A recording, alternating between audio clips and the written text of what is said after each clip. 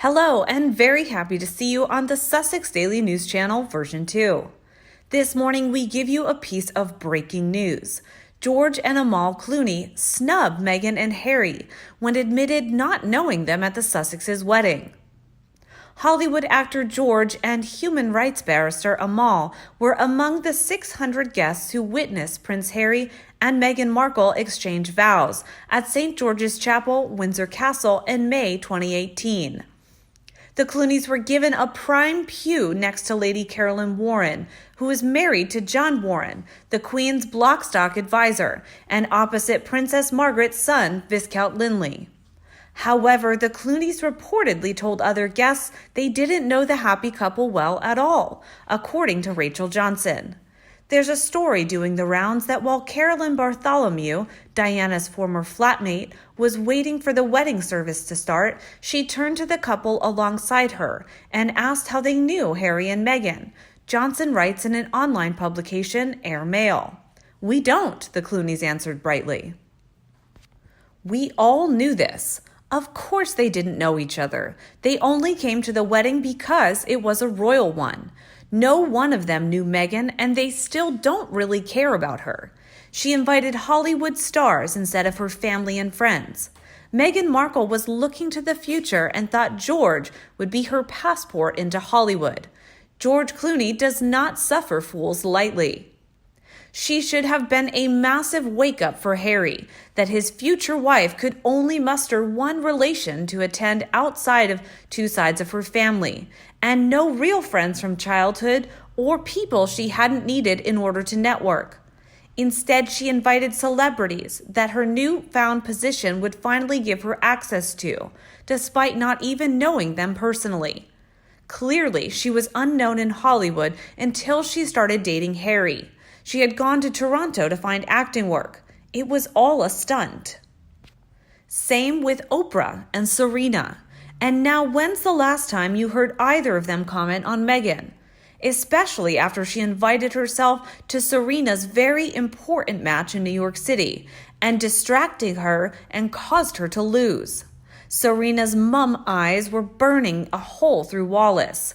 You'll never see her in Serena's box ever again.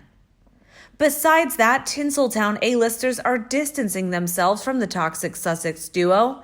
Harry is a laughingstock, and Meghan Markle is a known liar, plagiarist, and bully.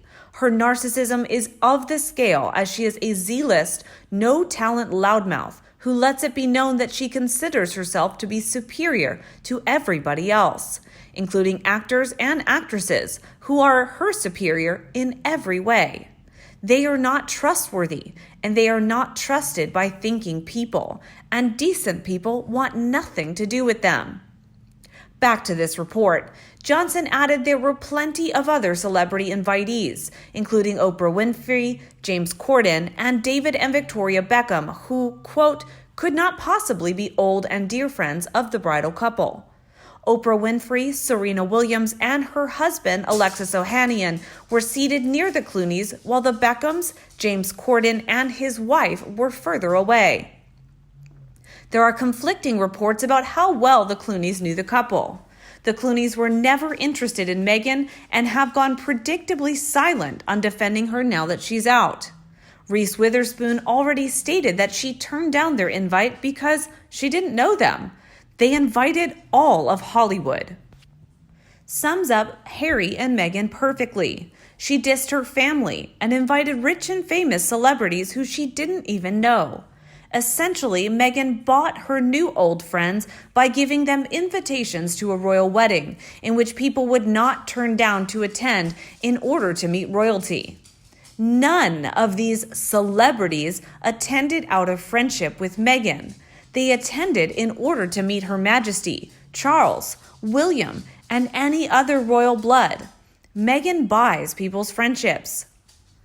We won't judge them anymore. That's for you. And here's the next news this morning. An expert said Meghan Markle is absolutely getting blamed for Prince Harry's choices and has made people in the UK barking mad. Mr. Schiffer continued, Meghan is someone who was lusty for Hollywood fame, who started out on the acting side and has proceeded with this Netflix deal on merchandising on behalf of the halo of royalty. That would not have happened to Harry without Meghan. Asked whether he believed the Duchess of Sussex was being blamed for Megxit and the moves after it made by her and Harry, Mr. Schiffer said, Meghan is absolutely getting blamed for Harry's choices. The pair announced in September they had struck a multi-year deal with Netflix, which will see Meghan and Harry create content exclusively for this streaming platform. This deal sparked outrage among a few royal commentators who claimed the couple had, quote, exploited their royal links to get the deal. Royal biographer Angela Levin said, appearing on True Royalty, quote, I think it's the biggest exploitation of the royal family in our lifetime. I don't think this could have been done very quickly, that they come out of the royal family. They've got all their PR and agents set up. I think this was plotted right from the very beginning, before the wedding. Meanwhile, in the latest news, Prince Harry has been accused of patronizing women after claiming men especially struggled to be alone during the lockdown. During the 40-minute chat recorded for GQ Heroes conference, Harry said, quote, because for so many people, but men especially, I guess, everyone's been suffering from some form of isolation over the last 8 or 9 months. But his comment was taken as an affront by one royal expert. This remark has been criticized by royal commentator Angela Levin, who believed the Duke had been, quote, very patronizing to women. She wrote on Twitter, oh dear Harry, says struggle of lockdown is felt especially by men, very patronizing to women. Moreover, Prince Harry has been warned against becoming too preachy now that he is no longer a working member of the royal family. Prince Harry's latest video interview saw him speak to Black Lives Matter activist Patrick Hutchinson, discussing racism and unconscious bias. Despite the good intentions from Prince Harry, royal expert Rhiannon Mills noted he has faced criticism for him and his wife Meghan Markle being too preachy. While speaking on Sky News, Ms. Mills said Harry has reinvigorated the debate over how he and Meghan should behave outside the royal family. Ms. Mills said, Prince Harry would rather be focusing on everything that Patrick continues to do and did over the summer. However, the debate will reopen about whether Harry is getting the tone right when it comes to talking about these issues on diversity. Of course, Meghan has talked very openly about the challenges she has faced as a mixed-race woman growing up. Some people have suggested that Prince Harry is coming across as being too preachy when it comes to this issue. Ms. Mills admitted that Prince Harry has addressed this very criticism in his latest video with GQ. She then read some extracts from his conversation with Patrick Hutchinson. She said, Harry talks about how it is sometimes difficult for people to get the language right. He said people are going to make mistakes and it will be noticed. Interestingly, he goes on to say that this is a global movement and the train has left the station. If you are not on board now, then get on it because there's so much that we can do.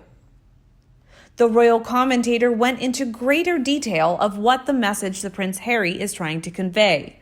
She said, basically, Harry is saying he and Meghan will continue to champion this cause. They will continue to push it forward as they set up their new charitable foundation. Also, importantly for them, they want to shine a light on the important work that other people, like Patrick Hutchinson, are continuing to do, especially when it comes to that issue of unconscious bias and equality. And do you remember, back to my original news, I thought that it was well known. It was going the rounds at the wedding that Harry and Meghan knew very few of the guests. This was Meghan Markle's guest list, deliberately, cunningly chosen to make sure she had the most important celeb friends in place when she and Harry moved back to the U.S. We have learned that they discussed this during their engagement. Meghan Markle was in the UK to hook Harry and a royal title, and no doubt what she believed would be a limitless fortune and global stardom. They had never met Oprah either. See where all this is going? Perhaps the most disgusting thing is that they spent a fortune, much of it public money, on the farce. And you? Let's comment in the comment section below, and everyone also discuss them together. If you so prefer my video today, remember to like and share it for anyone you think will also love it. And don't forget to subscribe to the Sussex Daily News Channel version 2 to get more news about watching the royal family by our team. Now, thank you for watching, goodbye, and see you this afternoon.